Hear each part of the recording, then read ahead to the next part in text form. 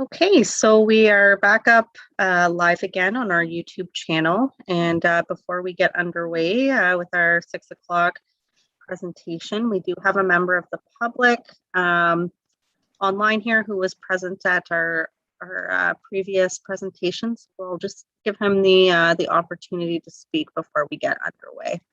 So Mr. Valad, you can now unmute yourself and share your question or comment. All right. Good evening. My name is George Valad. I think this public info session is great. I've been listening to Chris Borgo, and I think he had some excellent questions, and I was trying not to repeat them. Sensing since 5 o'clock that I've been listening to this session, whatever, I believe that, or how should I say, the meeting is more geared to future growth and to maybe developers, not to the existing kind of thing. And maybe that's where the interest isn't there. I don't know if I'm wrong or right. Well, I believe this project's going to impact everyone in the Glen Water area on municipal services. We have reached out on behalf of the township to the local developers who all seem to be interested in receiving this information.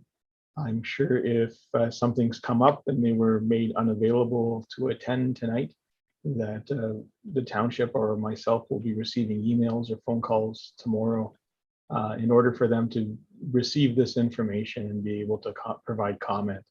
I know after the first public information center, the only comments that were received were from 2 of the developers within the area. So they are definitely tracking this process and are interested to see how it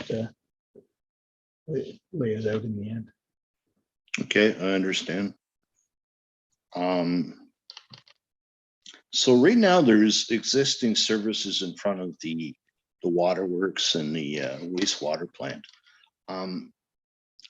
So would that have to be all torn out kind of thing to put fire hydrants, whatever, into Glen Water?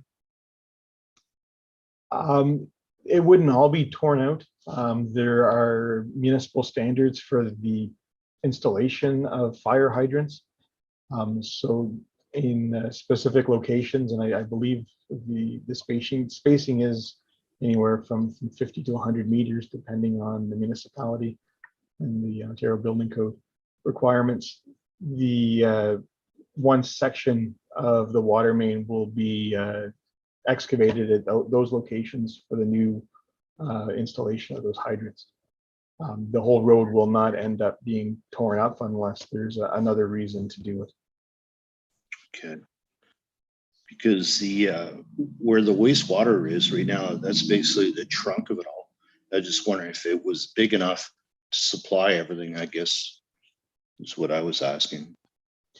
Oh, sorry. I would have to go back to the modeling that was undertaken by WSP to determine whether or not the trunk sewers were sufficiently sized. I do believe most of that trunk sewer was suitably sized for the proposed flows that we're looking at, but there are sections of it that are small diameter that would need to be increased in size. Okay. Now you're talking about the extending services or whatever. Now, would that go all the way to Ray Road where I am?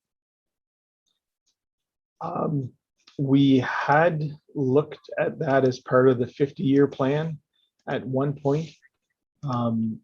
I believe where we have settled with the 30-year plan is that it would be extended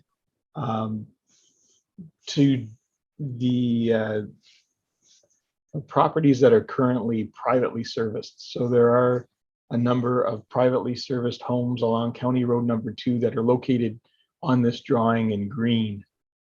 So we would not be looking to extend municipal services beyond the area that is not, or sorry, that is currently on private services. So you're talking read at the end, or at Sabine Drive, basically. That's correct. I see. I'm trying to take some notes here so I don't ask him.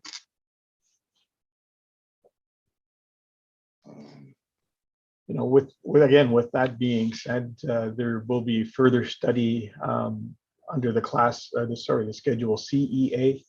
If there are any requirements in that area that would see a benefit of having municipal services where they're currently privately serviced, that would be the time to identify that issue so that the plant can be sized accordingly to provide municipal services to anyone in that area that would require it.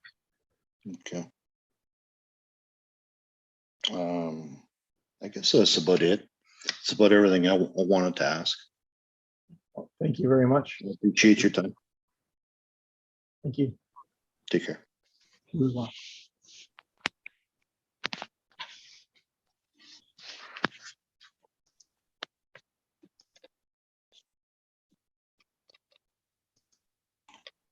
Okay, so at present, we do not have any new members of the public who have logged on.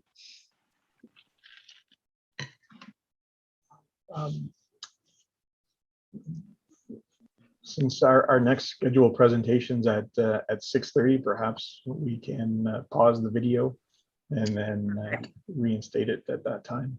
Okay, perfect. So for the members of the public who are still logged on, just a note that we're now going to be pausing the live stream of the session, and when we return at 6:30, if we have any new attendees, we'll be going through the presentation again and allowing the opportunity for additional public comment. So at this time, I'm going to be pausing the live stream until 6:30. Thank you.